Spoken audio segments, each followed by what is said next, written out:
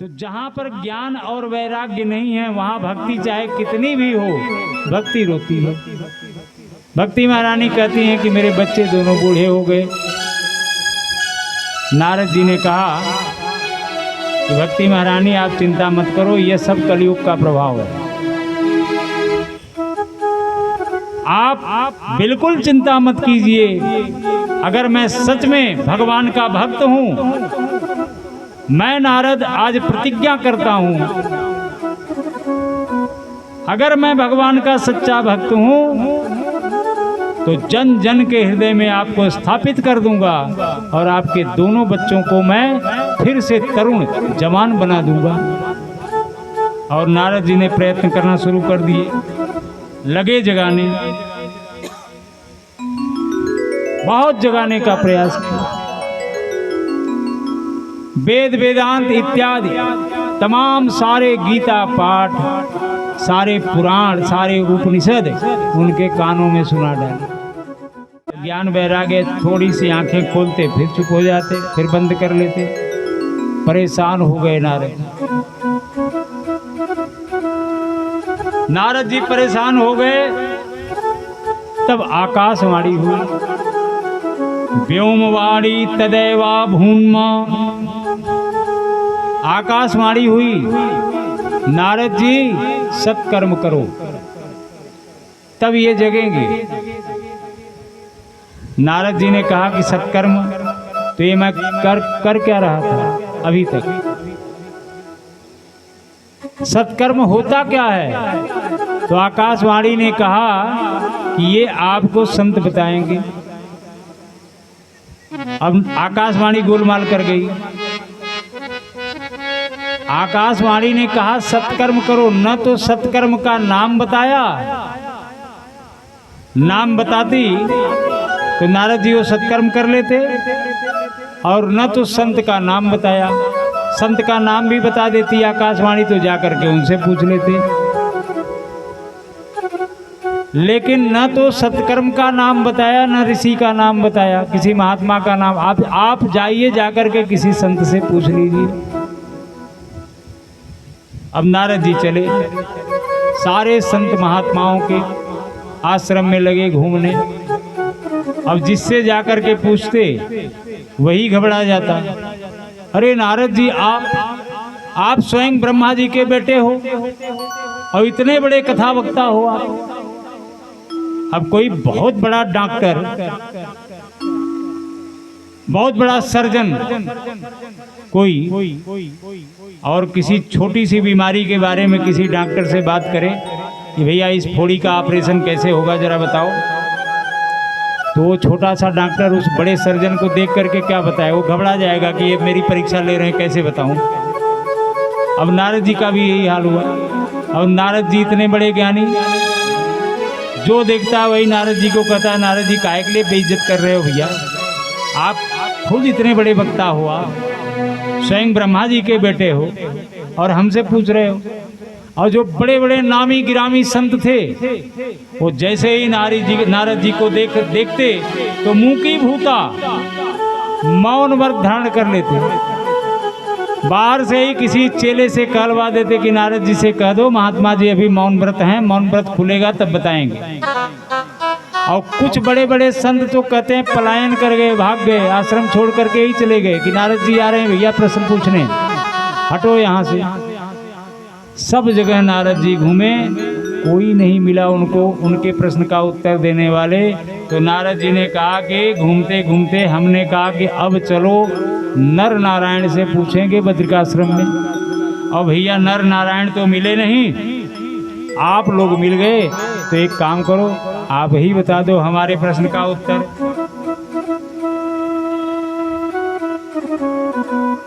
सनकादिक ऋषि हंसने लगे, बोले अरे नारद जी ये छोटा सा प्रश्न, इस छोटे से प्रश्न को लेकर के आप यहाँ तक आ गए। बोले ये छोटा सा प्रश्न है जिसको लेकर के हम पूरा भारत भ्रमण घूम रहे हैं, भारत भ्रमण कर रहे हैं और कोई नहीं बता पाया, इसको आप छोटा सा कह रहे हो। तो सनकादिक ऋषियों ने कहा, माँ चिंता कुरु देवर से हर्षम चित्ते समावह, एकदम चिंता छोड़ दो, मुस्कुराओ, प्रसन्न हो जाओ। तुम्हारा प्रश्न छोटा सा है, हम बताते हैं सत्कर्म क्या है। तो सनकादिक ऋषियों ने कहा, श्रीमद् भागवतालापत तत्कथम वे बोध में स्थिति। सुख मुख से विगलित श्रीमद् भागवत कथा ही उस ज्ञान वैराग्य को पुनः अपने स्वरूप में ला सकती है। अब नारद जी हंसने लगे, बड़े भैया काहे के लिए मजाक कर रहे हो? श्रीमद् जो इतने बड़े बड़े मंत्र मैंने उनके कान में फूंके हैं, सारे वेदों के मंत्र कह डाले हैं, सारे पुराणों के मंत्र कह डाले हैं, उपनिषद पढ़ डाले, गीता पाठ पढ़ दिए, ये श्रीमद् भागवत तो उन्हीं का सार रूप है। अरे जब बड़े बड़े हॉस्पिटल में, अपोलो हॉस्पिटल में और बड़े बड़े हॉस्पिटलों में इलाज नहीं हो पाया तो गांव के वो छोटे झोला छाप वैद्य जी ठीक कर देंगे बीमारी, ये तो वही बात हो गई। तो सनकादिक ऋषियों ने कहा कि नारद जी आप श्रीमद् भागवत को जानते क्या हो? बोले खूब जानते हैं महाराज, हमने ही तो उपदेश दिया था व्यास जी को, चतुश्लोकी भागवत हमने ही सुनाया था, ये वही तो है। तो सनकादिक ऋषियों ने कहा, अच्छा एक बात बताओ नारद जी, कि अगर आपको कोई एक आम दे दे, बोले आम चूसो, आपने आम चूसा, आम बड़ा मीठा लगा, अब आप ये सोच रहे हैं कि जिसका फल इतना मीठा है, अगर उसके छिलके मैं खाऊं तब तो और मीठा है, जहाँ से प्रकट हुआ है तब तो ये और मीठा होगा। अब आम छोड़ करके आप अगर आम के छिलकों को खाने लगे, उसके पत्तों को खाने लगे, तो उनके छिलकों में और उनके पत्तों में कितना मिठास मिलेगी आपको? नारद जी महोदय, नारद जी ये बताओ कि भंडारा चल रहा हो, घी से पूड़ियाँ निकल रही हो, घी खत्म हो गया, तो किसी ने कहा कि घी खत्म हो गया तो क्या दूध तो पड़ा हुआ है, एक काम करो दूध में पूड़ी छान लो, क्योंकि दूध से ही तो घी बन रहा है। तो क्या पूड़ियाँ दूध से निकलेंगी? दूध से ही घी बना है, लेकिन घी को निकालने के लिए दूध को जमाना पड़ेगा, दही बनाना पड़ेगा, मथना पड़ेगा, फिर उसमें से मस्का निकालना पड़ेगा, उसको फिर गर्म करना पड़ेगा, उसमें से तब घी निकलेगा। दूध से पूड़ी, दूध से दीपक नहीं जलेगा, दीपक घी से ही जलेगा, जबकि घी उसी दूध से ही निकला है। जो तत्व आपको घी में मिलेगा वो दूध में नहीं मिलेगा। अब गन्ने का रस आपको बड़ा मीठा लग रहा है, आपने गन्ने का रस पिया, बड़ा मीठा लगा, आपने कहा चलो गन्ने का पत्ता खाएंगे, वो और ज़्यादा मीठा होगा। तो जो रस आपको गन्ने के रस में मिलेगा वही स्वाद क्या गन्ने के पत्ते में मिलेगा? नारद जी बात समझ गए, बोले बड़े भैया बात तो बड़े पते की कर रहे हो, तो चलो एक काम करते हैं, तो भागवत कथा का आयोजन करते हैं। सनकादिक ऋषियों ने कहा ये बड़ी अच्छी बात हुई, तो चलो कथा तुम करना, सुनेंगे हम।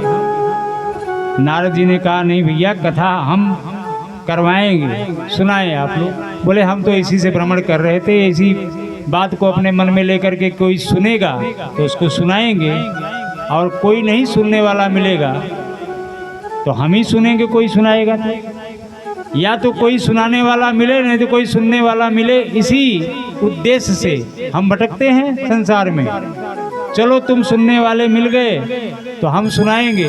तो भैया कहाँ सुनाओगे? तो बोले गंगा द्वार समीपे तु तटमानंद नामकम। बोले कि हरिद्वार में कथा सुनाएंगे, आनंद तट पर कथा होगी। अब ये कथा वहाँ क्यों नहीं हुई? क्योंकि नारद जी और सनकादिक ऋषियों की मुलाकात तो बद्रिकाश्रम में हुई थी, तो वहाँ क्यों नहीं हुई? तो बोले वहाँ पहाड़ी पर कथा सुनने के लिए कौन जाएगा? वहां तो सुनाने वाले 4 होते, सुनने वाले 1। तो फिर कथा जो है जमुना के किनारे हो जाती, क्योंकि कथा तो ज्ञान वैराग्य को सुनानी थी। लेकिन कहे नहीं, कथा ऐसी जगह सुनाएंगे जहाँ ऋषि महात्मा इत्यादि वो लोग भी आ सकें और गृहस्थ भी आ सकें, क्योंकि गिरी कंदराओं में इत्यादि में जो ऋषि महात्मा तपस्या करते हैं वह ज़्यादा नीचे आते नहीं हैं, वो अपने गुफाओं में ही आनंद लेते हैं। और गृहस्थ जो है वो जल्दी ऊपर जाते नहीं हैं। वो थोड़ा ऊपर तो जा सकते हैं लेकिन ज़्यादा ऊपर नहीं जा सकते, क्योंकि गृहस्थ कहाँ रहते हैं? हम लोग कहाँ रहते हैं मालूम है? हम लोग इतने ऊंचे पर्वत पर रहते हैं कि फिर उससे न तो ऊंचे पर जा सकते हैं न नीचे आने का मन करता है। कौन से पर्वत पे रहते हैं मालूम है? गोस्वामी तुलसीदास जी कहते हैं कि गृह कारज नाना जंजाला ये अति दुर्गम शैल विशाल गृह कारज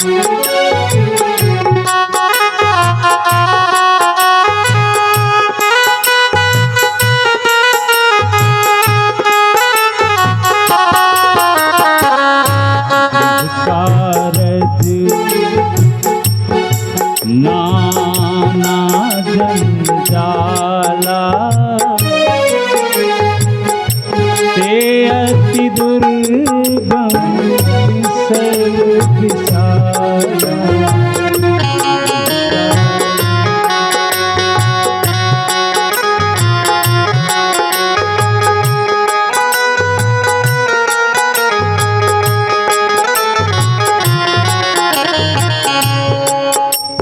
बड़े दुर्गम पर्वत पे रहते हैं,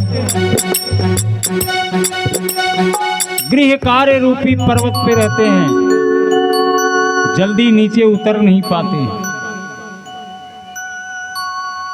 तो कहते हैं कि जहां गृहस्थ भी आ जाएं और संत महात्मा भी आ जाएं, संत महात्मा थोड़ा नीचे आ जाएं, गृहस्थ थोड़ा ऊपर चढ़ जाएं, तो आनंद तट पर कथा प्रारंभ हुई और निमंत्रण भेजा गया। नारद जी ने निमंत्रण दिया, तो निमंत्रण में क्या लिख रहे हैं मालूम है? श्रीमद्भागवत पीयूष पानाय रस लंपटा। ऐ सभी लंपट, लंपट एक तरह की गाली है। हम लोग जब किसी को कुछ उल्टा बोलते हैं, अरे बड़ा लंपट आदमी है भाई, बहुत लंपट आदमी। जिसकी जिस चीज में बहुत ज़्यादा रुचि बन जाती है, जिसका आदी हो जाता है, उसको कहते हैं उस चीज़ का लंपट। जैसे किसी को गोवा गुटखा खाने की आदत पड़ गई है तो बड़ा, अरे पूछो मत भैया, एकदम लंपट है, जब देखो तब जो है मुंह में भरा रहता है। तो जो कथा सुनने के लंपट हैं, जिनको कथा सुनने के अलावा कुछ भी अच्छा नहीं लगता है, उनको कह रहे हैं कि ऐ कथा सुनने वाले सभी लंपटों, आओ कथा सुनो। पत्रिका भेज दी गई। अब बड़े बड़े ऋषि महात्मा भृगुर्वसिष्ठश्च च्यवनस्य गौतमो मेधातिथिर्देवल देवरातौ रामस्तथा गाधिसुतश्च साकलो मृकण्डपुत्रा त्रिजपीत्पुला।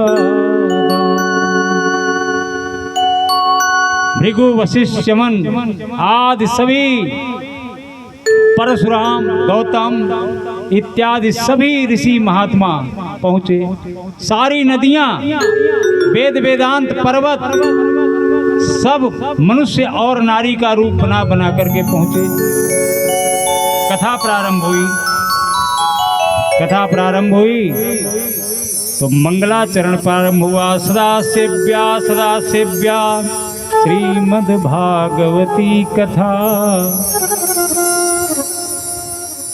हमेशा जब तक जीवन रहे तब तक इसका सेवन करते रहो, भगवान की कथा का।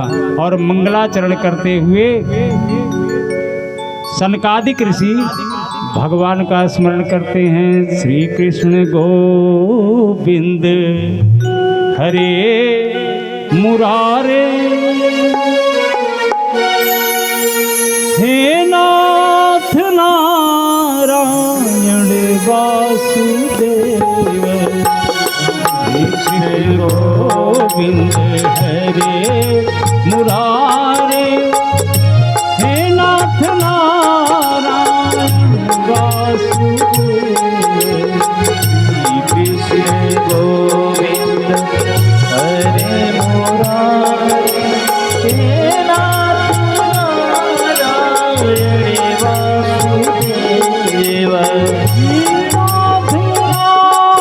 नारायण वासुदेव।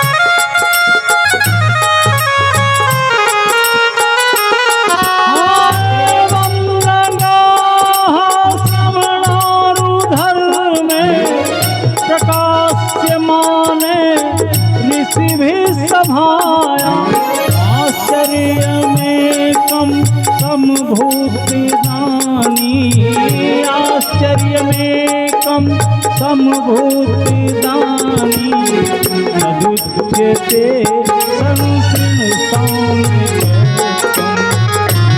कृष्ण गोविंद हरे मुरारे हे नाथ नारायण वासुदेव कृष्ण गोविंद हरे मुरारे हे नाथ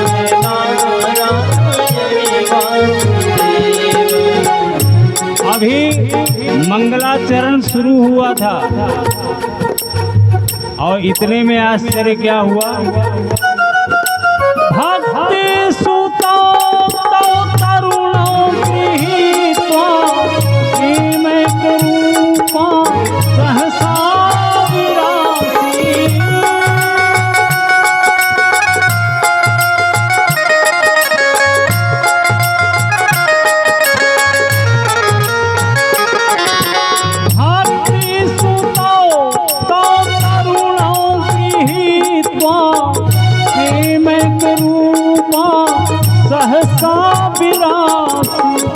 श्री कृष्ण गोविंद हरे मुरारे श्री कृष्ण गोविंद हरे मुरारे नाथेति नामानि मुहुर्वन्ति गोविंद हरे मुरारे।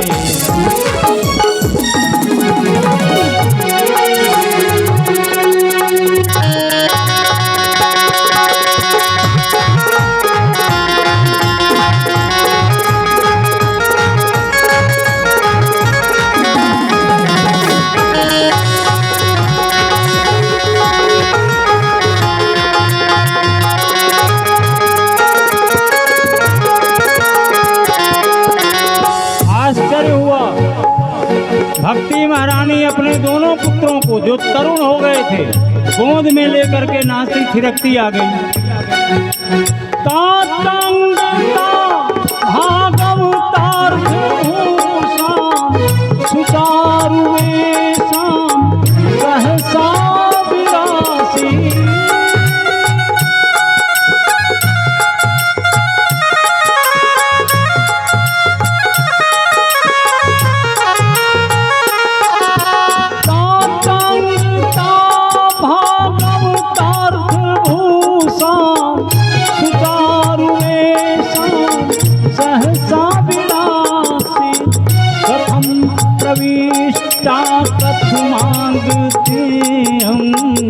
कथम प्रविष्टा कथ मांगते मध्य मुनीनामिति तर्कयन्ति। हरे मुरारे हे नाथ नारायण वासुदेव। श्री कृष्ण गोविंद हरे मुरारे हे नाथ कृष्ण गोविंद हरे मुरारे नाथ नारायण वासुदेव। श्री कृष्ण गोविंद हरे मुरारे हे नाथ नारायण वासुदेव। हे कृष्ण गोविंद हरे मुरारे हे नाथ नारायण वासुदेव। हे नाथ नारायण